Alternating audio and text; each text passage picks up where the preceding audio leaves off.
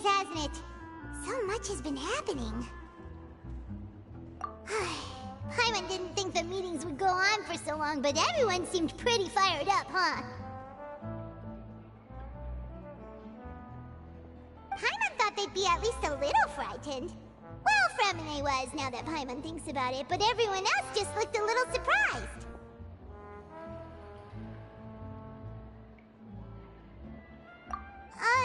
Well...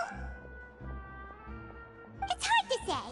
Paimon doesn't have any experience with this sort of thing. But with you around, Paimon sure will do great. After all, you're the most reliable person in the world, aren't you? Huh? Did you just pour some tea? Paimon didn't notice you doing that at all. Then what's that? Paimon's never seen that cup before. Don't be frightened. I'm just joining you two for tea. I merely refrained from saying anything till now. Who's that voice? But there's no one here. Ah, have you forgotten me already? Wait, you are familiar. You're the voice we heard from the sky in Sumeru. The voice from the sky, I fear that description is wrong. Though, not completely wrong. You're feeling lost now, just as you were feeling previously. I sensed that confusion and thus came to you. Guiding people is an irresistible hobby of mine, after all. Consider me a passerby, just accepting a commission from my friend's disciple on a whim.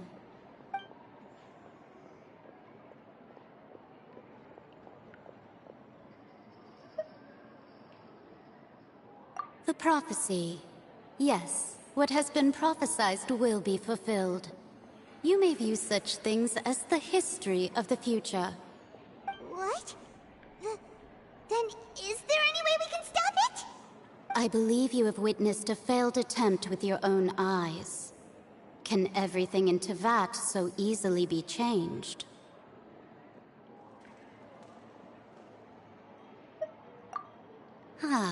So you've caught on. Just as prophecies are usually only the future as seen from the perspectives of the gods, could things be happening in hidden corners where the gods' gaze does not fall? Are the things that you shall see different from the fate that the gods perceive?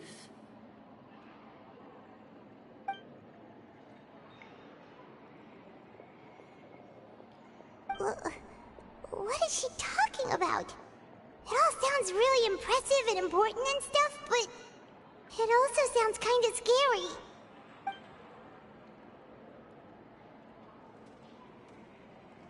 I believe that you understand, right? Some things are insignificant, but others you must reach out to change. Ultimately, fate shall serve as your only guide, no matter what will happen in Teyvat's future. All you need to do is to play your part. This was good tea, by the way. Thank you for your hospitality.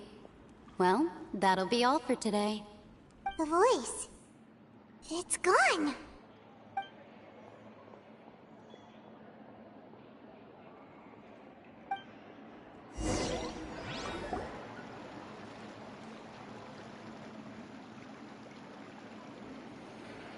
What? I want to hear someone talking. All right, coming. Hey, it's you who's getting lazy, okay? Well, I see I've walked in on some lively banter. Luna! Fine, just fine. I went to take part in that Steambird panel. It turned out to be more interesting than I expected. Not all Fontanians are pessimistic about this. One journalist mentioned that sitting around and waiting for the end to come would be wrong, and that they should make their own rescue preparations. I agreed, so we had a brief chat with her. Did she have pink hair by any chance? Why, yes! It was Charlotte. You remember her, right? That daredevil journalist? I'm in full support of her view. Prophecies are very important, but how can people allow their lives to be commandeered by just a few words? That's right! Paimon's glad to hear something sensible for once. Ah, yes. About what we had discussed before. I did try, but I'm afraid I couldn't reach the old hag. I'll try again tonight, but I wouldn't get your hopes up.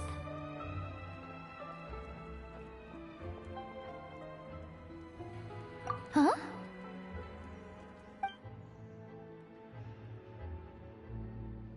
Goodness gracious. Are you serious? She said that even the god's gaze has blind spots. Pretty bold if you ask Paimon.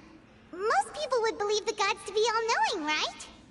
The Hexen Circle members are certainly anything but ordinary. As for the mage named N, the old hag has mentioned her a few times. She said that N's sense of direction is incredible, and that she loves guiding those who are lost. But I've never met her, and if she were still alive, she'd be... well, suffice it to say that the hag's at least a few hundred now, and N's been around for longer than that. Whoa. The Hexen Circle sounds like a scary group. But they must really stay in shape to live so long. Their abilities alone are pretty terrifying. If she came to see you personally, then the problem you're facing must truly be of great importance. Well, it's not like Paimon could understand anything she said. Yes, she was quite cryptic, but I suspect she means that there is still a way to turn things around. She didn't say when or what that would be, though, so... perhaps it is something that you cannot know right now.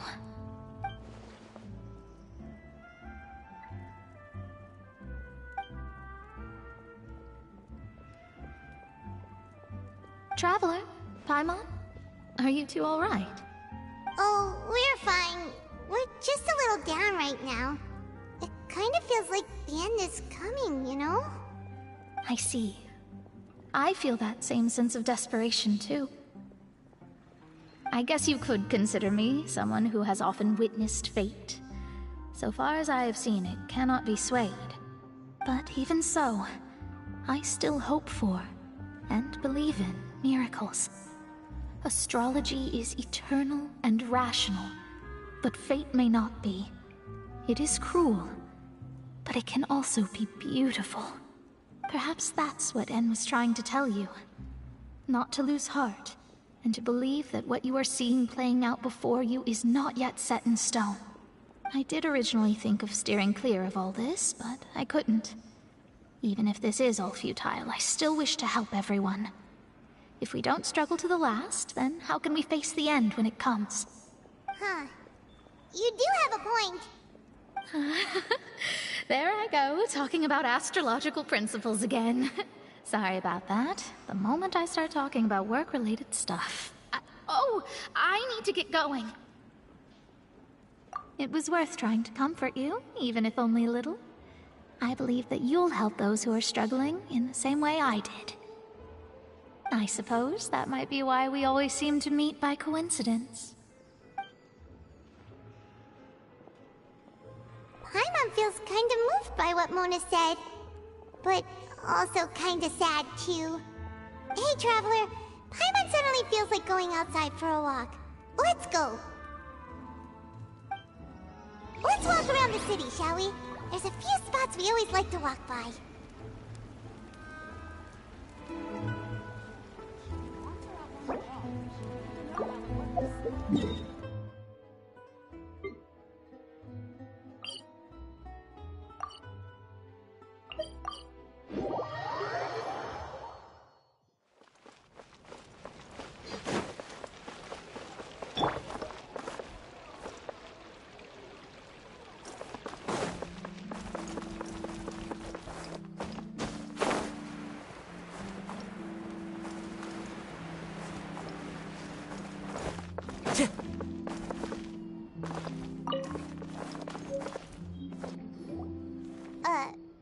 Huh? Our names are written in this newspaper. Let Paimon see! Huh? Our names are written in this newspaper. Let Paimon see! Huh? Our names are written in this newspaper. Let Paimon see! Huh? Our names are written in this newspaper. Let Paimon see! Huh? Our names are written in this newspaper. Let Paimon see! The underwater stronghold, the Fortress of Meropide, has continued in its noble autonomy, but that does not mean that others cannot interact with it. My recent attempts to enter the fortress bore little fruit. Huh. Guess Charlotte still hasn't given up on that. Thus, did an Outlander friend become the focus of this report? A blonde adventurer with their white fairy, legends trailing in their wake. It is said that this mysterious traveler once visited the underwater fortress. So while the fortress's interior remains a mystery behind closed doors, do not fear, for the tales of the traveler contain surprises in spades. Journalist Charlotte's biggest scoop yet, the Traveler's Trail, World Walker. Huh. Charlotte took so many awesome photos of us and we never even noticed her. She hasn't been able to get a hold of anything at the fortress, so since we're easier to find, she's using us as the subject matter instead? Ugh, seriously? Well, fine. Those headlines and photos do look cool, so Paimon will forgive her this time.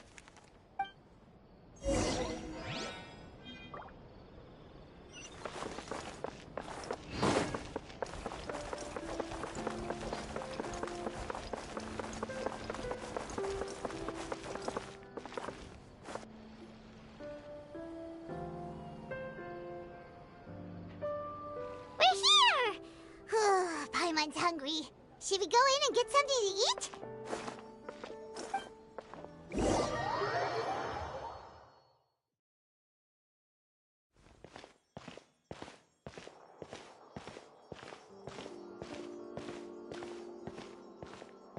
Hey, quick! Look! That's the limited edition only 16 slices a day cake! It was so delicious the last time we tried it! Despite the tense situation we were in, let's give it another go. Paimon's sure it'll be great.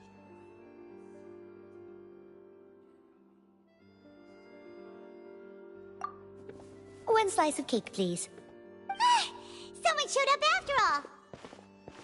Oh, wait, you're the one from the Palais Mermonia. Oh, are you here to buy cake too? It seems Monsieur Nervalette was right. You really can eat. Wait, did he really say something like that? That's right. Even he has his own preferences when it comes to food. As for me, I love the cake and coffee here. Do you come here often? Usually every day. Every day? It's part of my daily schedule, apart from work. I shall have my cake and coffee. Then what if someone told you one day that this place would be closing soon, and you wouldn't get to eat cake here anymore? What would you think? But why would it close? Well, Paimon doesn't know either, but maybe the waters will rise tomorrow. You know, like in the prophecy. Oh, the prophecy. To be honest, I haven't paid much attention to that. No, still, even if there'd be no more cake tomorrow, that wouldn't keep me from having some today. No, it's the same for eating in general. You might not be able to eat tomorrow, but if you can do so today, then you should carry on. That's what people call living, you know. Huh. Don't be sad. Excuse me, could I have 2 more slices of cake to go? These 2 slices are for you. Sijuin said that this kind of expression you're making is what humans call being sad. Oh, you know Sijuin? I sure do. She was born before me, and she sometimes comes to the surface to teach us things about humans. She said that humans are creatures that are saddened easily, yes, and you can only lift their spirits by feeding them delicious food. So please try the cakes here. I've got something else to do, so I'll be going now. You two try to stay in a good mood after eating, all right? Bye.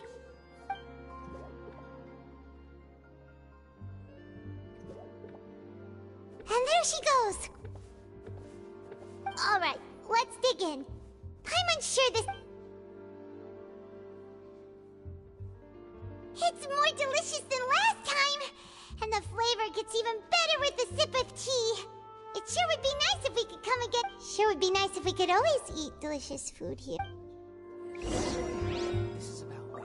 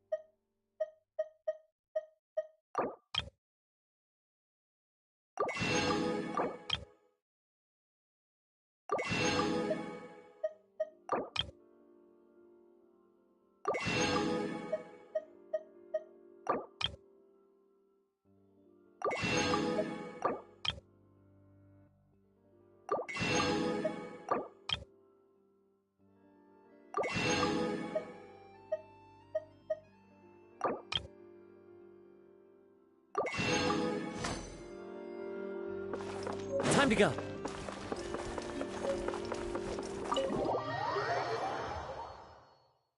Oh, we're near the Seabird office. Let's go look for Charlotte and have a chat.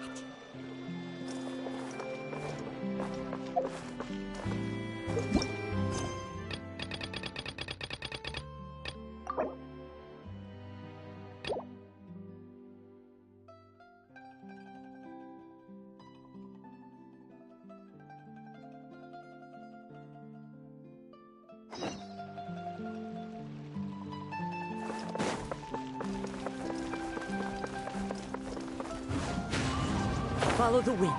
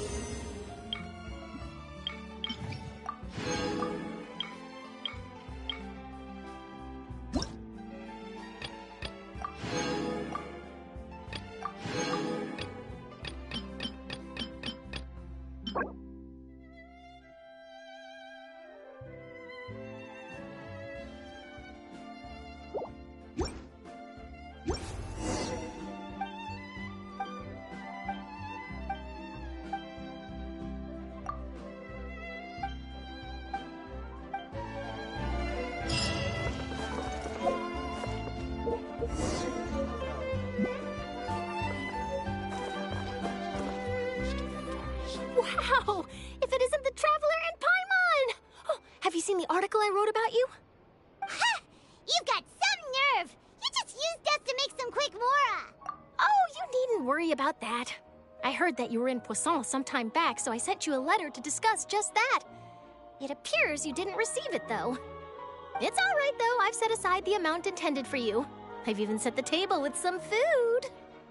Really? Oh, you're the best! You're almost a little too easy to win over, Paimon. If I were a journalist with ulterior motives, you'd be in trouble. Oh, Paimon knows you're not like that. Still, what brings you here all of a sudden? When Mona mentioned you, we thought of coming to see you at work.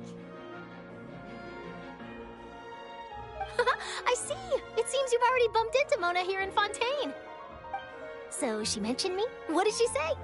She said that you're a real daredevil of a journalist. Nice. In which case, can this daredevil journalist dare to request an exclusive interview with the legendary Traveler and Paimon? Huh? So your article article in the paper today doesn't count?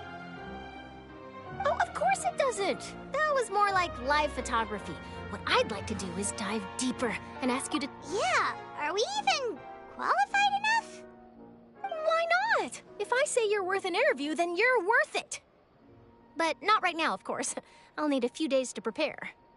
Oh, in that case, we'll just chat when you have the time to... Oh, so that's a yes? Ooh, splendid! I'll tell the editor-in-chief immediately. I'll have to apply for lighting, a venue, some props, and... Whew, so much to get done now. Wait, Charlotte, Paimon's still got a question for you. And what's that? If, just for example, Fontaine were to be flooded tomorrow? Huh. That's the prophecy you're talking about, isn't it? I mean, I do hear about it often, but I've never once thought that the day could be tomorrow. If you're seriously asking, then I might try and think of a way to leave Fontaine. Oh, but I'm still a journalist first and foremost. That means I have a duty to be reporting from the scene. And secondly, I wouldn't forsake my home. From what I've seen, most people don't know what they'd do should the worst come to pass. In truth, it might be better just to behave like normal rather than worry over such an end. So in all likelihood, I'd probably still be prepping at the office for that interview of ours. I know what you're thinking. That sounds a bit sad, but I've always believed that it's best to do what you enjoy. Just think about it. If this nation really were to be suddenly destroyed tomorrow, but I still successfully finish an exclusive interview with a truly unique person, then the story I would wind up writing would truly be timeless. And then do you know what I'd do? Well, I'd write that story, send it for printing, and use messenger pigeons to get copies out to the various nations as soon as... I'm not a dreamer, nor am I a workaholic, but I do love my job, and I'd be proud of leaving such an article behind. I guess you could say that I was born to be a journalist, but anyway, that's my answer. And on that note, I'll get back to my preparation. That's so nice. All of a sudden, Paimon actually kinda envies her. Anyway, let's go and take a look at the sea, shall we?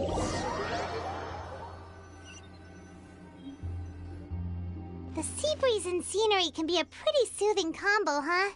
Paimon's been thinking. If it wasn't Fontaine, but all of Tevat that would be destroyed tomorrow, where would we go and what would we do? No, Paimon should ask, if you could choose, what would you like to...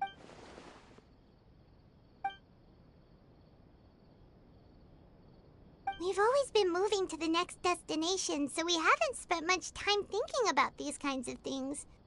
We didn't have to either, with us always being on the road and whatnot. You mean, still traveling?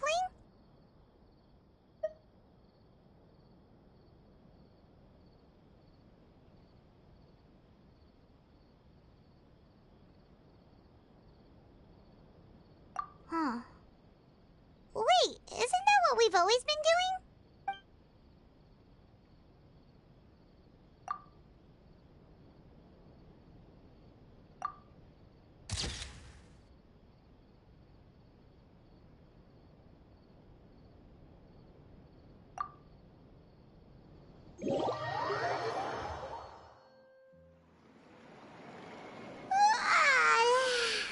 Feels like you'll grow mold if you stay here long enough. But it's still better than the Fortress of Mirapede, that's for sure. It's not only damp there, but salty too. Ah, so the two of you are still here. Wonderful. Oh, you're from the Palais Mermont? Yes, I'm Isadora. Monsieur Nervillet sent me to look for you two before. I heard that afterward you went to the Fortress of Merop. Not at all. I'm well aware that you're friends of his. Actually, I'm here to pass along a message from him. Yes, inside the Opera House. The Maréchaussée Phantom has declared the incident a small-scale... A riot? Well, that said, I don't personally think it was that... Lady Farina was watching a performance at the Opera House, and while she was resting during an intermission, some other audience members suddenly started loudly accusing her of doing nothing about the prophecy crisis. And before she could respond, others started to join in. The crowd continued to grow, and protests against the Hydro Archon started to break out. So people have started to put the blame on Farina. Guess they finally found an outlet for the pressure they've been under due to the prophecy. I agree. People will naturally rely on gods, as is customary. But the moment people feel threatened, gods are also the first to be blamed. So what happened after that? Seeing that the situation was spiraling out of control and that further argument was pointless, she claimed that she'd gotten tired of this and left in a hurry. The Marechaussee Phantom had their hands full maintaining order and did not catch where Lady Farina had gone. Only when things had stabilized did we realize that she had gone missing. So, you mean she's... That's right. The Marechaussee has dispatched many people to search for her, but we don't have any leads. That said, I don't think there's much to worry about. She is a god after all. Even if she were to fall into the hands of rioters, what could ordinary people do to her? Good. Monsieur Nervillet sent me to tell you about the situation. Don't worry, this is more than enough to go on. Thanks for keeping us in... Is that so? Well, all right then. In that case, you two take care. Well, sounds like we should hurry over to Poisson then. If we know Farina, she won't try to fix things in this situation. Instead, she'll look for a place to wait out the heat. And, as we also know, she may be loud and dramatic, but she doesn't have a heart of stone. When Nervillet was talking to her in the Palais Mermonia, and she heard about Poisson, she couldn't hide her sadness and remorse. It would be hard for her to ignore being accused by the public today. Paimon thinks Farina's probably taken the opportunity to slip away to Poisson and try to relieve the sense of guilt that she... Well, what do you think? Paimon knows the answer, of course, but Paimon can do the analysis to back it up, too. In that case, there's not a moment to lose. Poisson, here we come!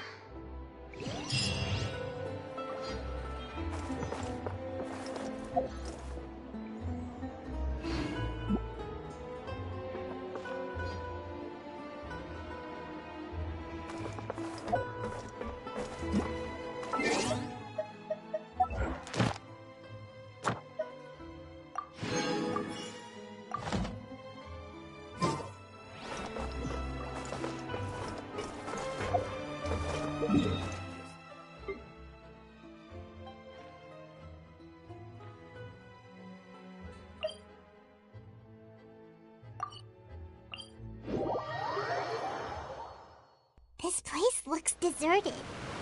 Guess all the survivors must have evacuated already. All that's left here are signs of devastation.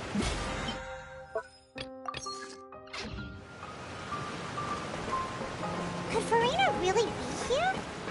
Let's try to find her as soon as possible.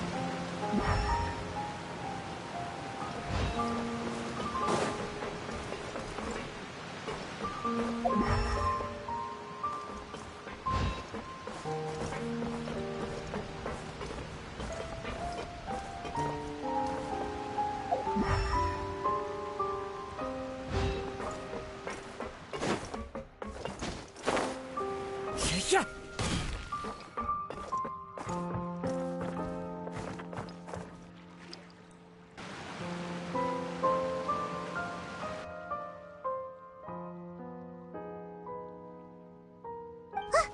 That's Farina, right over there.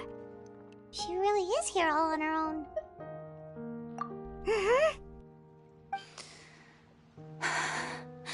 Should I just give up? This is all meaningless. What was meant to happen did happen after all. Everyone's dead. I'm sorry. I am so sorry. Give up, Farina. There's no point in holding out. I'm sorry. But what can I even do other than to repeat meaningless apologies over and over? Who's that? Don't worry, Farina, it's just us. So it is you, blonde traveler from another land. Why, I almost thought you were someone from that mob of my ignorant subjects. Come to kneel and beg. Farina, you were crying just now, weren't you? The tear stains on your face are obvious. What do you mean, tear stains? Oh, I remember.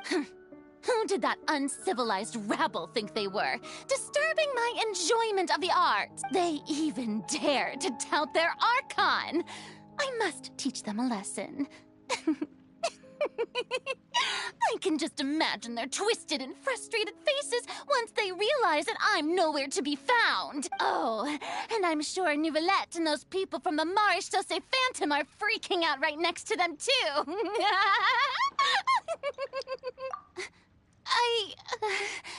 Of course not. Hey, there she is! The Hydro Archon's over there! Quick, after her! Farina, those people seem to be after you. They are? They're just some rabid fans who want to cut the line because they haven't been able to meet me in person. That's against the rules. I can't let them get Farina just ran off! Quick, we have to catch up with her!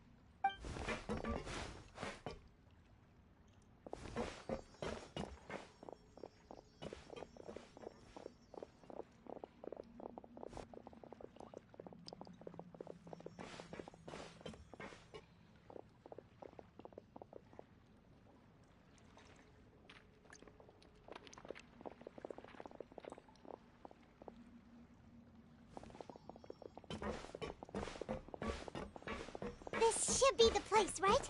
Hey, Farina! There's a good hiding spot over here. Quick, come to Paimon before the red... What is... Hurry, they're almost here! Fine. I suppose haste is warranted. Lead the way.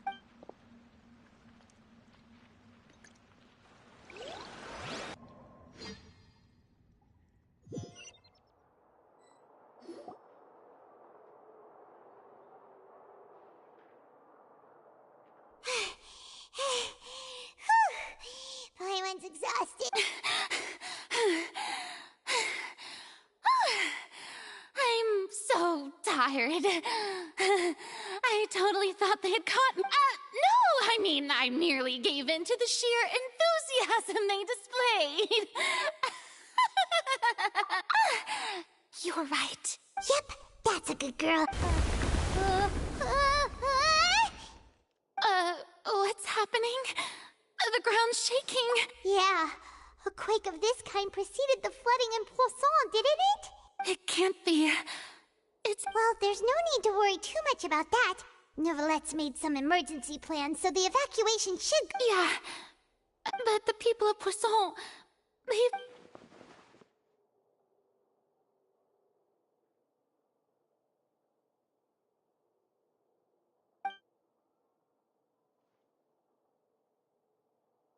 It's true.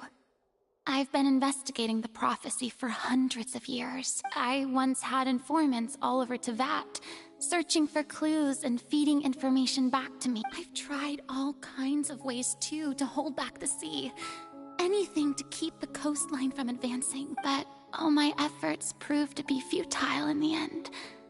Really, the truth has been clear to me for a very long time. We cannot make an enemy of the divine. No matter what we do, the will of the heavenly principles will have its way, and the prophecy shall be fulfilled. Give up. I do love the sound of that phrase. It would mean finally coming to terms with fate, but also for me to finally be free.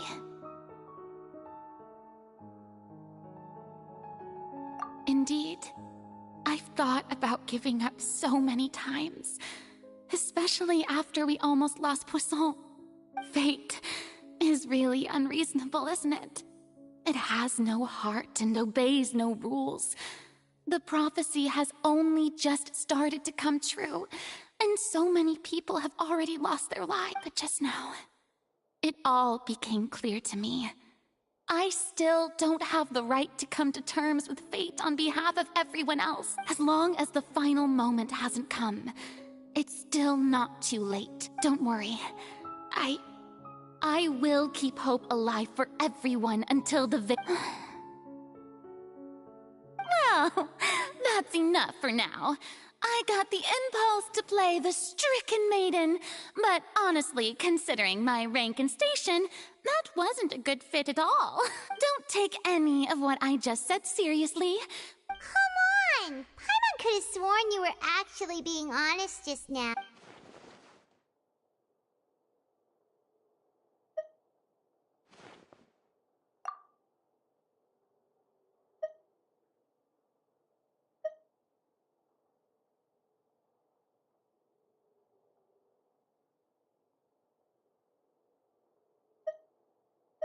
Share my burden. That's impossible. It was fated right from the start that this would be my duty alone.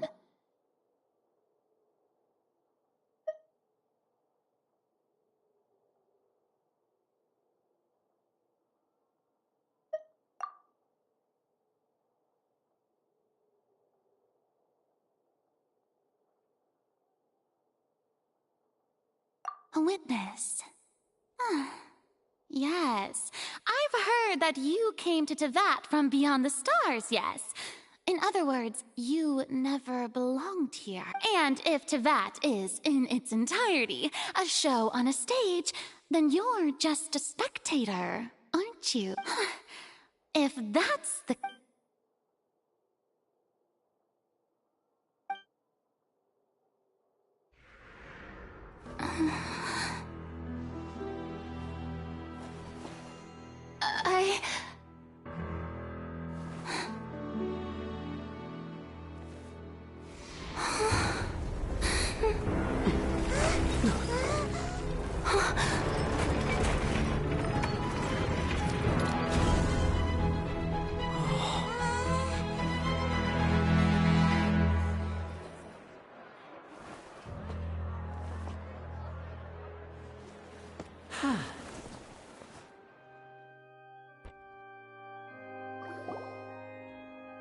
Ladies and gentlemen, this concludes. Now, without further ado, we may proceed to the trial of our god. So, this is what it is. Yes, you deserve praise for the effort you took to raise the Do not forget, however, that I am Fosalor, the god of justice, the embodiment of justice itself. Does it not strike you as even the least bit absurd to bring the very concept of justice to trial? May I interpret these words as your refusal to stand trial? In that case, you will have the opportunity to defend your honor through a duel. You would draw your blade against a god?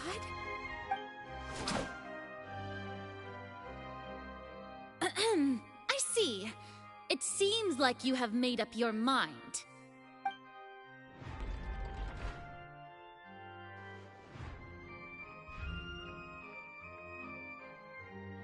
Paimon can't believe it. She just surrendered. What the heck is going on?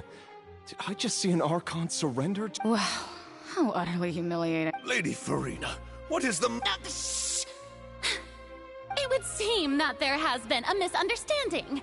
To be clear, the raising of both hands is not always an indication of surrender. Looking for excuses again? I raised my hands just now to indicate my acceptance of the trial. No duel shall... I will admit that I'm sorry, everyone. I was unable to protect the people of Poisson.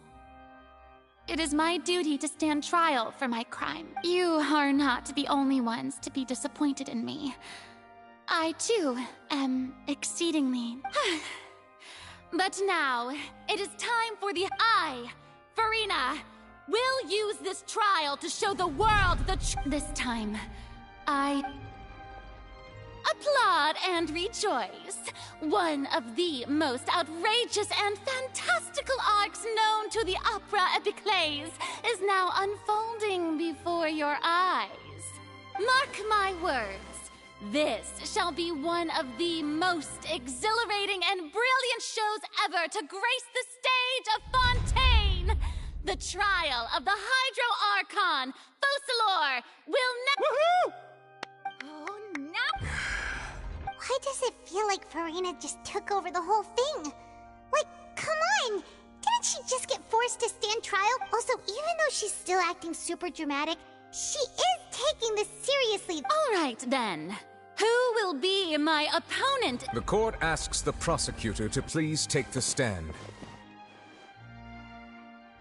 Is that so? Very well. Then please speak, witness of Tivat, my accuser and fated opponent.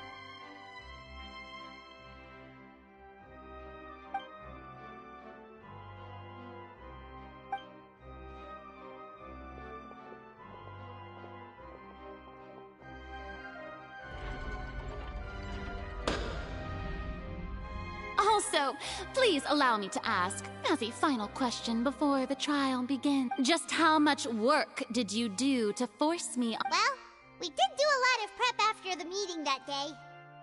I can go over the tasks assigned to the Spina di Rosula, since they were rather straightforward and easy. Navia, the president of— Most of the people who participated in the disturbance this morning were my subordinates.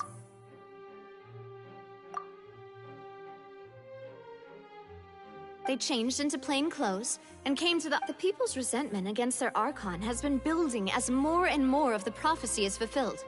A spark was all we needed to— Moreover, according to our understanding and analysis of you, when something like that occurred, you would likely flee the scene and head to Poisson by your— So, we arranged for a second group to lie in— So, you mean— the ones who scoured the settlement for me were also— And their goal was to force you to step into the giant magic box so you may personally That's right. That house was a magic box. As the super ultimate version of the volume of the box was increased by a whole order of magnitude, and the distance it traversed was the entire gap between Poisson and Aranias, was an Archon instead of a human. My thanks, Farina. Without your help, we could never have pulled off such an extraordinary performance. Of course, this performance was only made possible with Father's support. The House of the Hearth spent a massive amount of labor in Mora to pull this off. We had to select a location, construct the giant magic— So, in other words, the— That's right. It wasn't a sign of another disaster to come.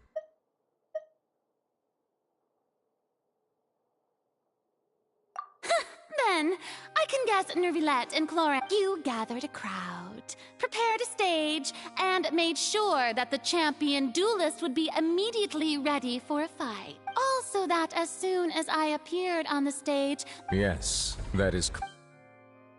Well, Clorand, I must commend you for your courage. Only the most outstanding champion— Thank you. As for you, Traveler, I suppose your role was to keep me— You'd make sure that I didn't notice anything amiss before revealing yourself as my prosecutor once we'd arrived on— Oh?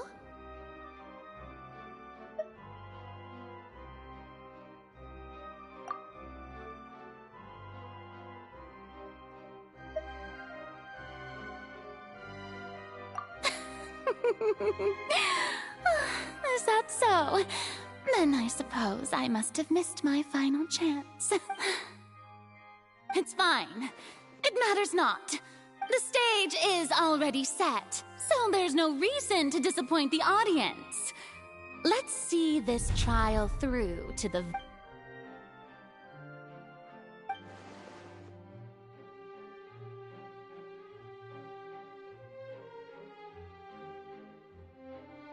Sir Prosecutor, please allow me to pass this along. This is a document that Miss Charlotte applied for and received permission to share with you during the trial. According to her, it should speed up. Huh? Charlotte wanted to give us something? Oh, so she's here too! Oh, let Paimon see. Isn't this the exclusive interview that she did with us before? Wait, then that means this document is a perfect timeline of everything that's happened ever since we stepped foot in Fontaine. So in other words, we can refer to this anthology of evidence every time we want to. Let's quickly confirm the information in it. Just think of it as a refresher, all right? You defeated the Hydra. I didn't think that you'd want. You defeated the Hydro Archon in the very first duel you took part in at the Opera House. That's one for the history books, all right. I didn't think that you'd wind up getting to the bottom of the case I'd been following all this time. I guess you could also see this as a happy coincidence. This is the first time Monsieur Nervillette had a difference of opinion with the Oratrice. Even the Hydro Archon can't figure it out. A Fatui Harbinger. She's an extraordinary person. Her instinct must mean something. The fortress of Meripede was almost destroyed in a single day. According to Monsieur Nervillette, both Child and that whale should have been in the primordial sea at that time. I nearly lost my awesome friend Navia. To be honest, that still gives me shivers. The words of someone as extraordinary as a witch can probably only be truly understood when something surreal happens to you.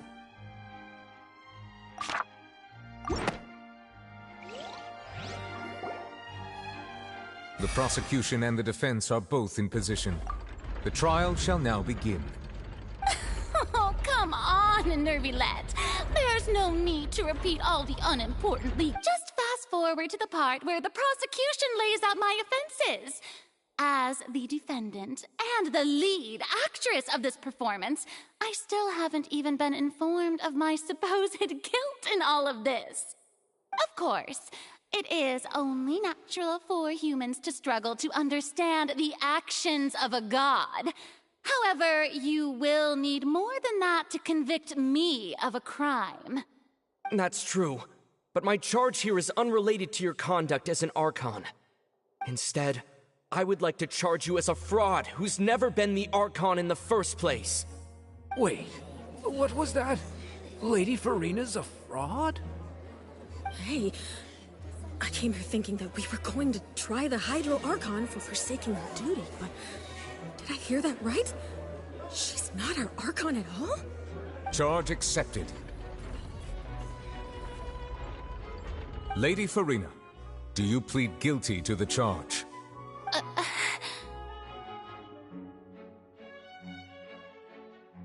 Lady Farina.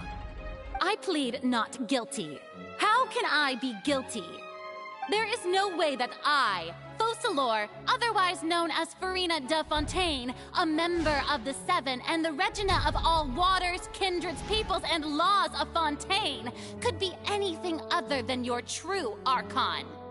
Yeah, even though Lady Farina can be rather eccentric, isn't it going too far to doubt her very identity? Yeah, I've never questioned her identity either. Sure, Lady Farina can be super irresponsible, but what grounds does that prosecutor have to make such a huge claim? I have cause to believe that common sense will prevail in this case. Many of the members of the audience have known me as the Hydro Archon ever since they were born. There would be no fooling their memory. See? Even the Oratrice has decided to show me its favor. Are you sure you want to commit to a charge that will, if you wish to drop the case, I can promise you as the God of Justice, that you will not have to face trial for making a false accusation. We will treat everything that's happened as a dramatic spectacle and move on with our lives. What do you say to that? Huh. An argument with near impossible odds, huh? We have to not only refute Farina's claims, but also overturn the long-held beliefs of the people. Well, I tried to give you the chance to surrender. If you must persist, then let me ask. If you believe I'm not the Archon, then what manner of being do you think I am? And if I was not the Archon, then how did I manage to live for over 500 years?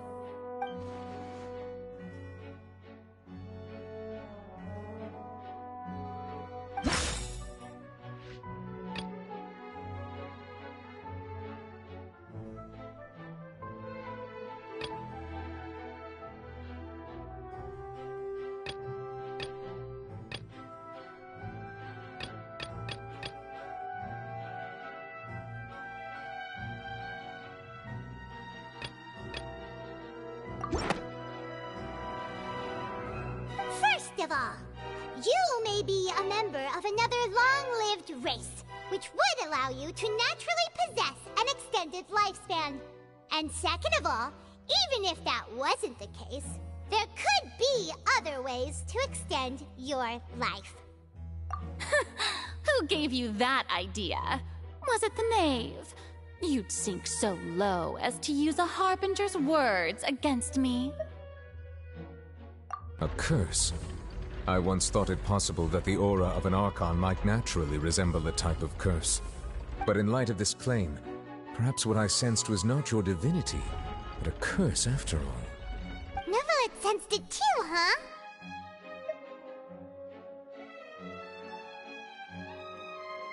Lady Farina is actually a human?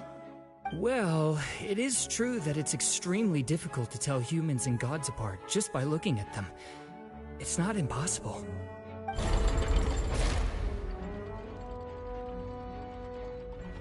Well, don't start celebrating too early now.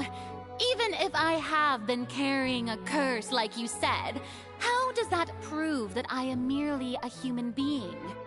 Besides, everyone knows that the main difference between a human and a god is the possession of authority.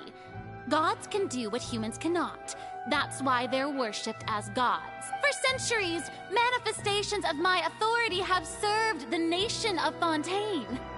One need only to turn their eyes towards the Oratrice Mécanique d'Analyse Cardinal in this very opera house, or consider the indemnitium that is used in every aspect of life.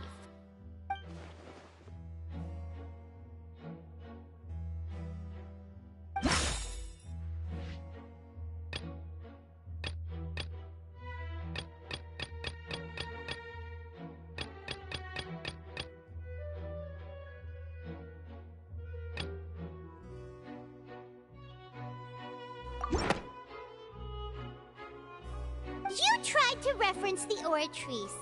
But weren't you as confused as all the rest of us when the Oratrice declared Child to be guilty without any proof? Otherwise, you should have come up with a good explanation for that by now. Didn't I make myself clear at the time? The decisions of the gods are naturally difficult for humans to comprehend. Lady Farina, I believe a reminder of your current circumstance. While the court is in session, the principles of justice and the law must come before all else. While you are an Archon, you are also first and foremost the defendant in this You will prove yourself unable to defend against the prosecution's charges if you continue to withhold vital information against the rules of the court. I never thought you'd use that kind of rhetoric against me. That was no trick of rhetoric, Lady Farina. I've merely reiterated the rules of the court. Rules that all should respect and follow. So, you neither knew why Child was declared guilty, nor did you understand the structure and operations of the Oratrice. Instead of having been created by you, the manifestations of authority you mentioned have been made by the real Hydro Archon, haven't they? The real Hydro Archon? Well, now you're really losing me. It is true that I did not know why the Oratrice gave out a guilty verdict that day, but the Oratrice handed out that verdict unilaterally, and it has been operating independently ever since it was first created. You can't argue that just because a divine creation is flawed, that the god behind it must also be no god at all. She's still throwing out all kinds of excuses. Seems like she's confident that we won't be able to produce proof that she has no power over the Oratrice.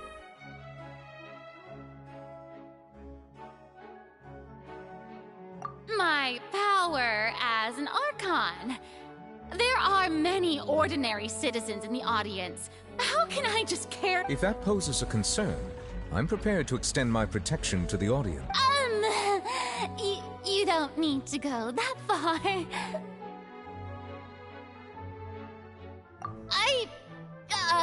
Aren't you the Hydro Archon?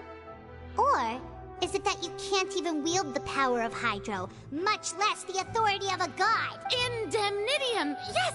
It's all because of Indemnitium! All Archons derive their power from the faith of the people, and I've converted the people's faith in justice into Indemnitium. Thus did I give up all of my divine power to provide everyone with energy for their daily lives.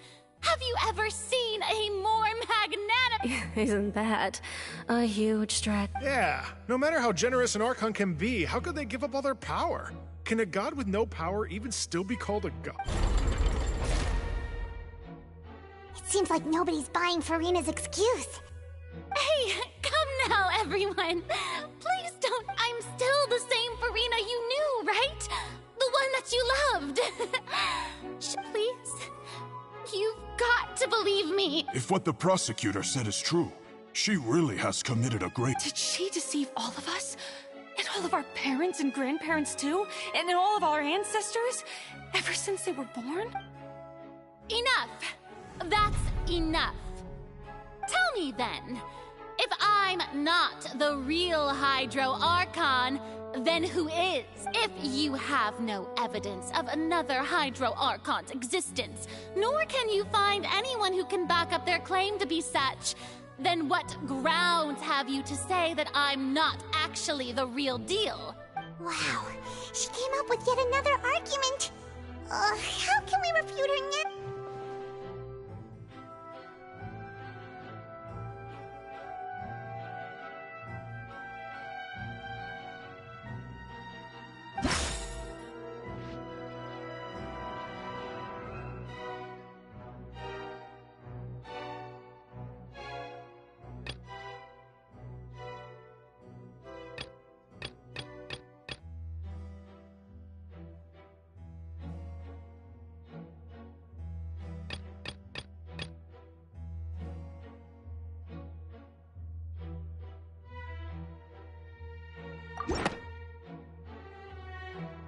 That doesn't sound...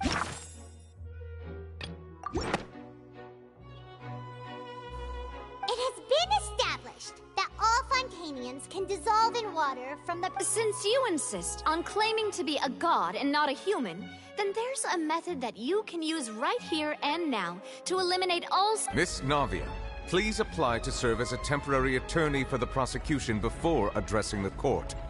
Though you act in partnership with the prosecutor, you must still adhere to... Super sorry, Monsieur Chief Justice. I swear this really will be the... Now, I've brought some seawater from Poisson. As everyone knows, a massive flood struck the area not long ago, including those of some of my closest friends. So, Miss Farina, if we are to believe that you are indeed the real Hydro Archon, touching the seawater would have no effect on you. All it should do is strengthen your case. But if you don't dare to touch it, then we would have basically proved the reverse. Oh, and I must remind you that after the disaster at Poisson, nobody wants to see any more people dissolve. I do hope you'll act prudently and choose the simpler path of admitting guilt. Navia from the Spina di Rasula. The Spina has governed Poisson for many years. I guess her suggestion is valid. If Lady Farina is indeed just a human, she's probably Fontanian like all the rest of us. Would she really dare?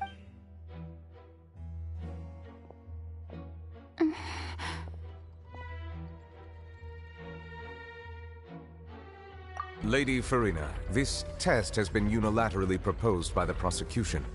As it falls outside the realm of standard court proceedings, you possess the right to decline participation. Actually, so far, this quest is lame. It's actually kind of boring. Well, of course he had to tell her that. But refusing to participate is basically the same as a confession of guilt. She's just staring at the water without saying a single word. It really does seem like she's quite terrified of it. That could only mean... What's going on? Is she really planning to... that's not what we thought she would... Due to the inherent risk of the test, Lady Farina. What? Hey!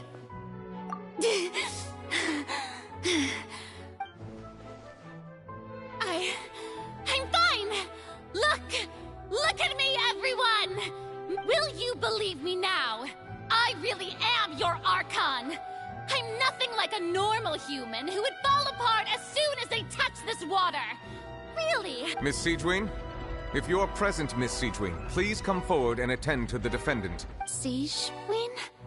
Don't be nervous. It'll just take a few seconds. That should be enough. Please announce the results of your evaluation to the... As everyone doubtlessly saw, Miss Farina was displaying symptoms of hyperventilation and flushed skin. She was experiencing the adverse effects of exposure to primordial seawater. The extent to which she was affected is the same as other humans when exposed to primordial seawater. Thank you, Miss Siegewing. Lady Farina, you may return to the defendant. Oh, wait. What did she just say? I didn't get dissolved. Shouldn't that be enough to prove? Well, considering your tendency to run from your problems, we did originally prepare a direct sample of the seawater around Poisson. However, after extensive discussion, we exchanged it for a sample that is not concentrated enough to dissolve an actual human. After all, on the off chance that something entirely unexpected, we don't want anyone else to lose their life to the sea. Yeah, so out of regard for Farina's life, you secured a low-concentration sample and asked the head nurse to serve as an... It's a great thing that the direct sample wasn't actually used. I can't believe...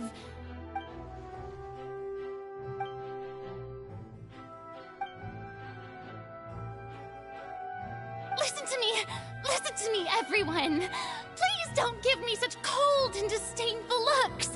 What happened just now? Think about it! How can you conclusively prove that an Archon can't also, if I was really just a human, why would I dare to just put my hand in that kind of...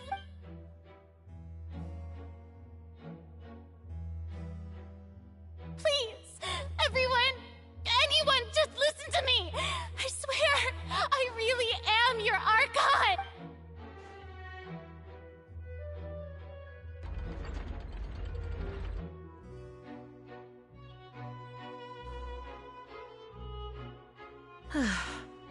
I don't think anything she says at this point will sway anyone. The odds are just too stacked. With all the things that have been said, Paimon doesn't think there's any way left for Farina to win. I believe the time for arguments and presentation of evidence has come to an end. If there are no objections, we will move on to the final judgment. Please, dude. This is boring. I don't think anything she says at this point will sway anyone. She's too stacked against her now.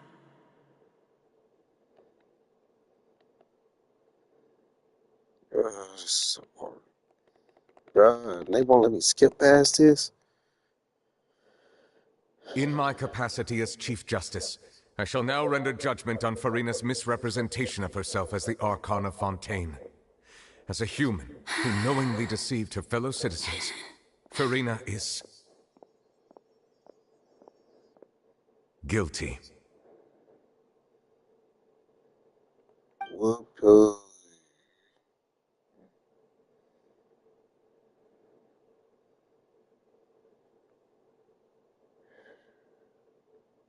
We shall now turn to the Oratrice Mécanique d'Analyse Cardinale to render the final verdict on the charges.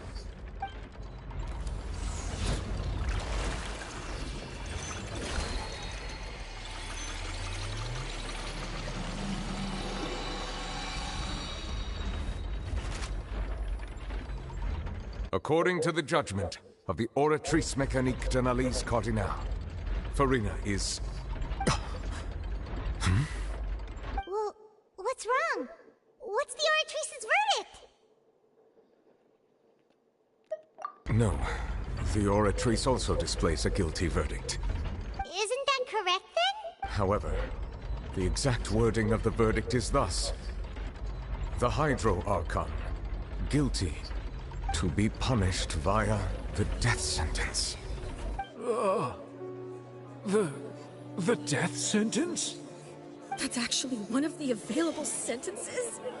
I've always thought that it was just a myth. The one and only time the death sentence has been handed out at the court, and it's been given to the very person we've worshipped as the god of justice?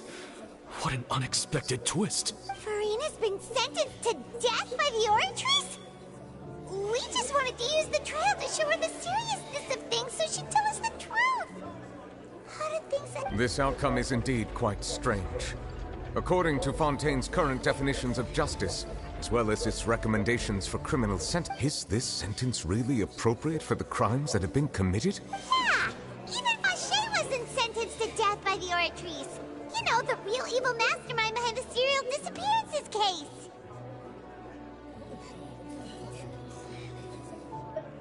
Indeed.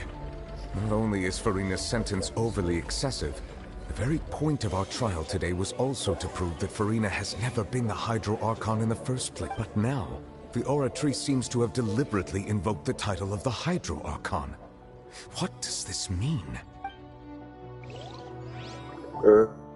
So bored. Excuse me, if I may interrupt. Is the trial still going? Fremine! You finally made it. I assume this... Mm-hmm. Any mission Father assigns to me will always be top priority.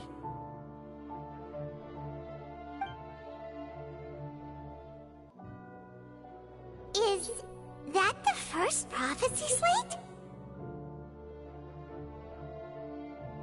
Huh. So the knave privately arranged for Fremine to try and find the missing slate. I looked everywhere and finally found it at the bottom of the sea.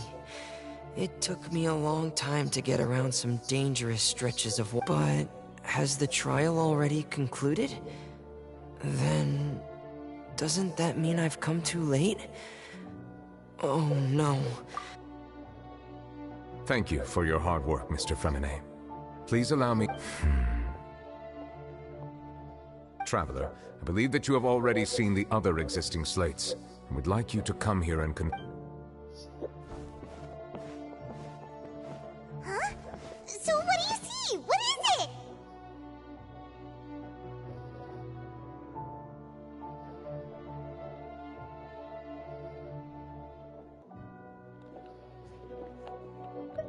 I believe I have now made sense of the Hydro Archon's crime. It has to do with Fontaine's lost history. Huh? Isn't the Hydro Archon just guilty of deceiving her people? Oh, wait, no, that's Farina, and we've already proven that she's not the Hydro Archon. So when you say Hydro Archon, do you mean the real Hydro Archon we've been kinda talking? In truth, everything that you've encountered in Fontaine up until this point can be traced back to the contents of these stone slates. However, I'm uncertain as to how much sense they currently make to you. Okay, let's try to recall the contents of the other 3 stone slates. Paimon will do her best to help you remember.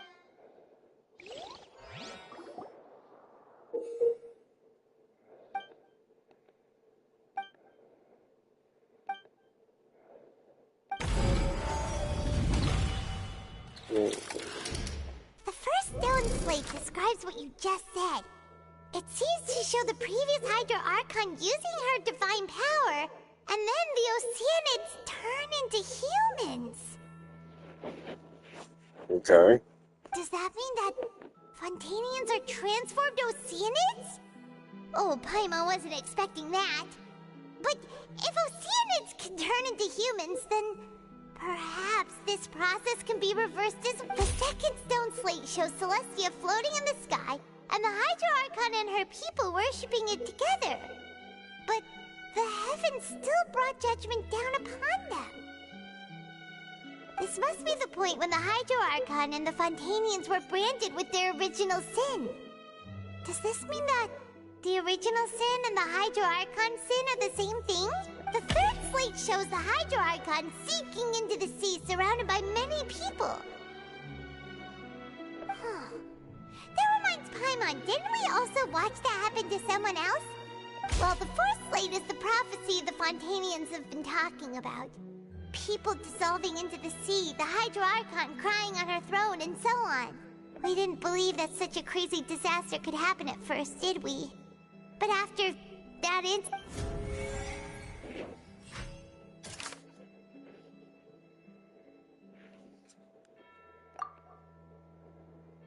What? That's so lame.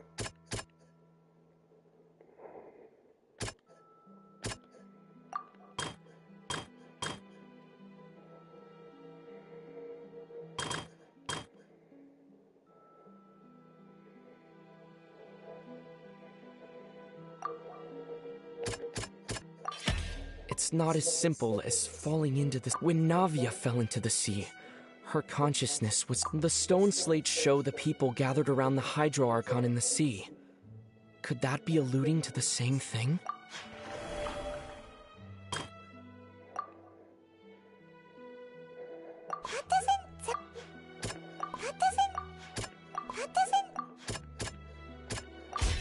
Perhaps what is about to take place has all happened before. The true sin of the Hydro Archon that Nervalet meant, and the original sin cast down on the people of Fontaine by Celestia, as recorded on the stones.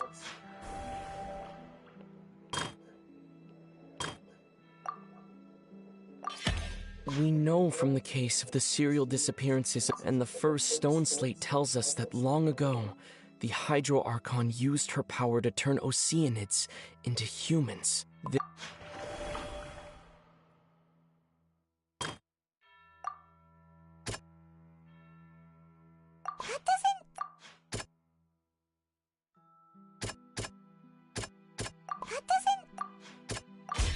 The prophecy from the stone slates found its way into society, but not many people believed it at first. The fortress of Meropide was nearly flooded with primordial seawater, which we know can cause Fontainians to dissolve. It seems increasingly likely that if we hadn't dealt with it in time... They'll dissolve into the primordial sea but won't cease to exist. Their essence will flow in the seawater, converge, and take the form of an Oceanid. So they're fish people who just going back to how they used to be. That's not sad. That's just... I don't see why everybody's saying this is like so great. Like, I kind of got that when it was like the first person with the serial murders and like all the women in that. Plus, when you remember back in Mondstadt, there's one of those there. So, I don't know. The Hydro Archon was sentenced to death in court, shocking everyone present. Perhaps this means that her sin was actually Fontaine's original sin.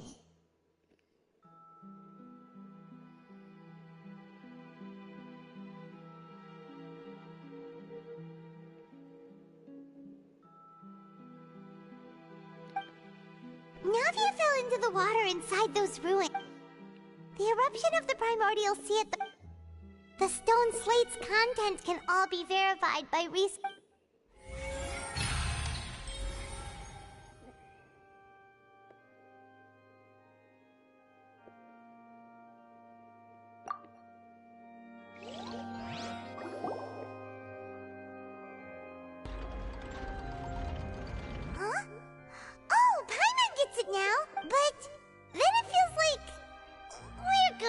Share some truly shocking revelations.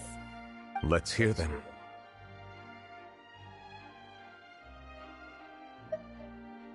Incredible. Linny, did you hear that? We're not real humans. All Fontainians were originally created by the late previous Hydro Archon, with Oceanids as their basis.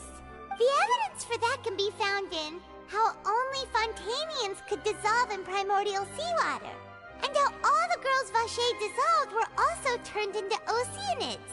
Oh, and according to Navia, when she was about to get dissolved, she also saw everyone gathered around for a trial. All of them in the shape of Oceanids. Indeed. Yeah, and it follows from the content of the first slate that she probably angered Celestia by creating humans without prior permission. That could also explain why the Oratrice judged the Hydro Archon to be guilty. It's to account for that ancient sin. The Hydro Archon's true sin was creating us? You're fish and yet, people! After many hundreds of years, the Hydro Archon's creations have turned around to try to judge the Archon within the Opera Epiclese. The twists of history are often the most unexpected of all. Yeah! Isn't the image here just like when Navia fell into the sea?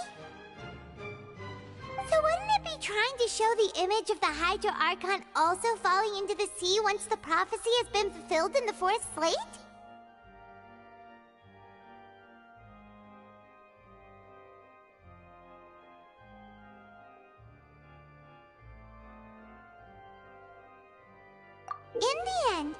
people will all be dissolved into the waters, and only the Hydro Archon will remain weeping on her throne. Only then will the sins of the people of Fontaine be... Did Paimon get all that right? You've made some keen deductions. I must say, given how much you still don't know, it is impressive that you've already managed to connect so many people. However, while you were able to decode all the information on the slates, they've also been etched with an additional layer of hidden. When we were at the ruins, I tried to decipher the Now that the slate collection is complete, I shall make another attempt to decipher. Okay. Is this the part where everybody says getting good at? Because... Well... I believe I should share this truth not only with you, but with all the people of Fontaine as well. Your hypotheses regarding the origin of Fontainians and the sin of the Hydro Archon were both correct. In the Fontaine of old, the previous Hydro Archon sensed the yearning of her Oceanid familiars for life on land. Okay. The Oceanids were enamored with the beauty and romanticism of human beings, and wishing to have those experiences for themselves, expressed to the Hydro Archon their desire to become of a similar kind. However, even though water as an element is intricately linked with the power of life, the Hydro Archon, as one of the seven, did not possess the authority to create a new form of human life. Not one to give in, she eventually found a way to create permanent humanoid bodies for her familiars by appropriating the power of this planet's primordial sea. She poured primordial seawater into the Oceanid's blood vessels, creating humanoid mimics in the process. But if Fontainians were to ever come into direct contact with water from the primordial sea, the power within their bodies would escape these artificial restraints and return to the sea. As a result, their forms would collapse, and they would be reverted to their original forms as Oceanids. Of course, the Hydro Archon never received permission from the heavenly principles to create a new human race. And thus, the Hydro Archon and all of her creations came to shoulder the original sin of appropriating the power of the primordial sea. That is the true history of how the people of Fontaine... So we were all Oceanids before we turned into human beings? That's way too much information for me. I think I'm just going to pretend that I never heard us. Wait, but if that's the truth, we can't let the Hydro Archon be sentenced to death. After all, her only sin was creating us. This really might be too much information for your regular Fontainian, but it does answer a lot of our questions. Alas, your hypothesis regarding the third and fourth stone slates was inaccurate. The slates' respective positions are, in fact, correct. Okay, so here's the thing. That makes it sad that our people just wanted to, experience life. That makes it sad. She just did what she could. I mean, even though it was against the law, but, Still kind of lame, though.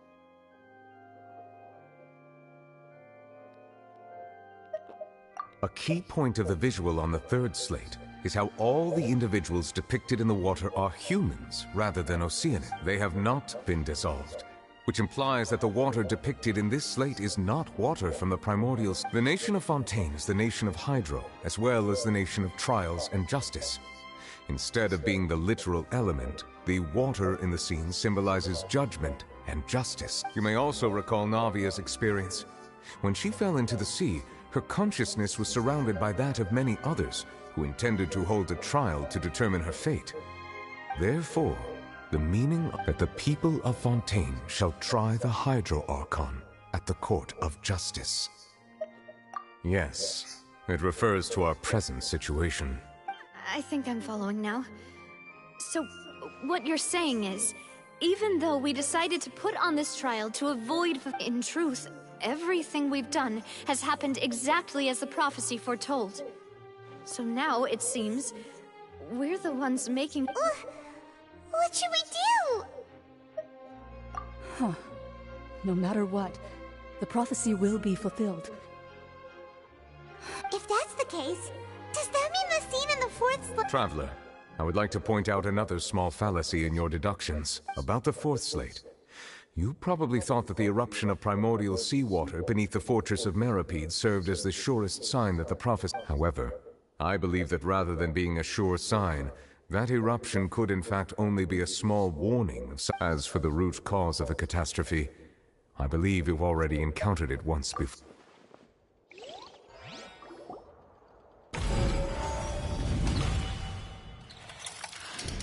This eruption was just a small warning of the things to come. Oh my god. We must find the root cause of the disaster. Oh, this is so lame.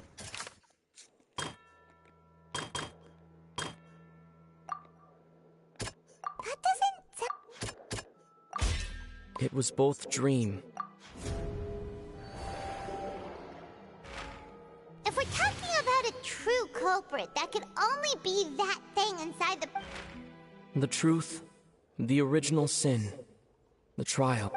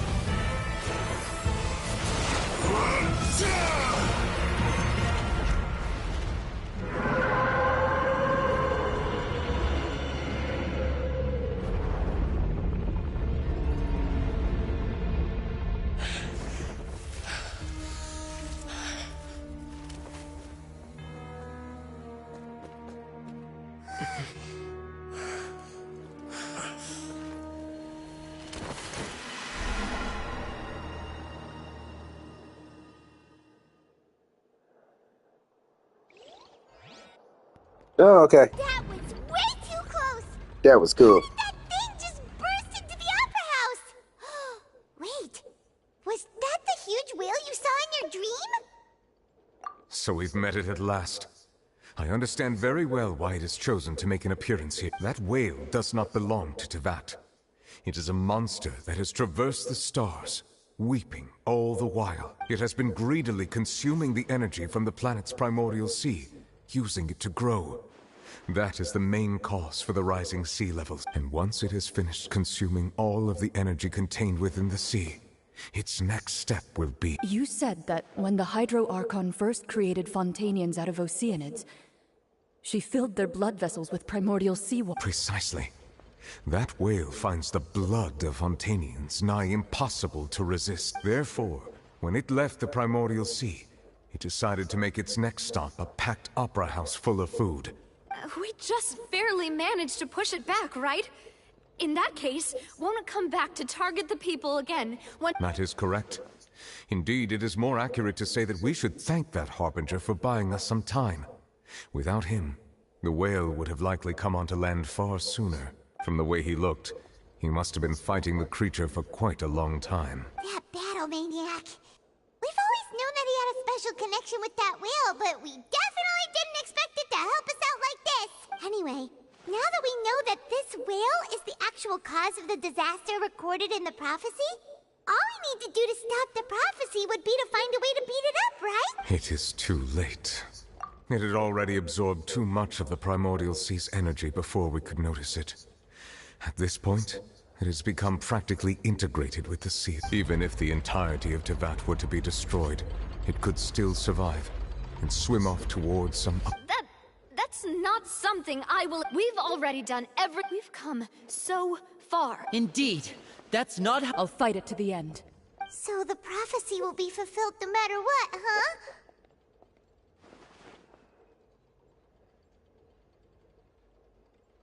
The prophecy.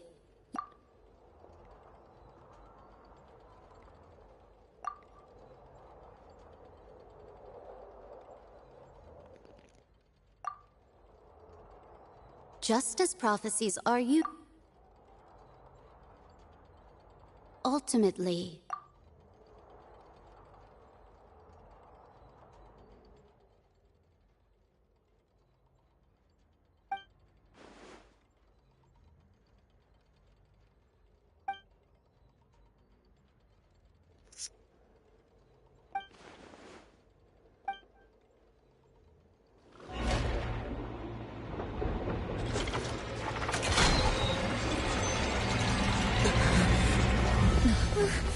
What's happening with the oratories? I believe it is preparing to carry out the death sentence.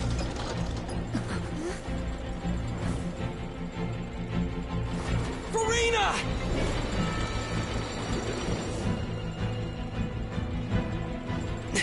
No, I still need answers.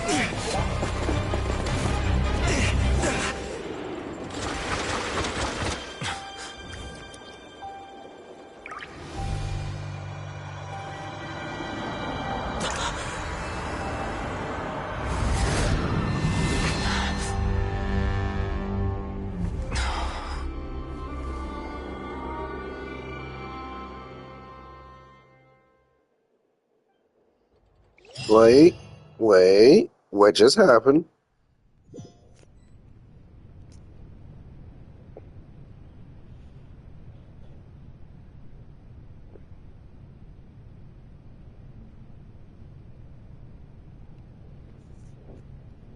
You...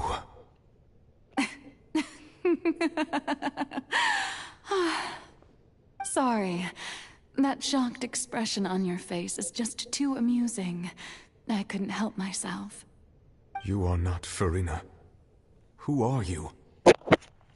Ah, the sweet sound of bewilderment. Marvelous. A sure sign that my attempt to deceive everyone was a resounding success. But to answer your question, I am Focalor. You know, the god. Okay, this just got good. All right, hold on. We're gonna restart the stream. Give me 1 second.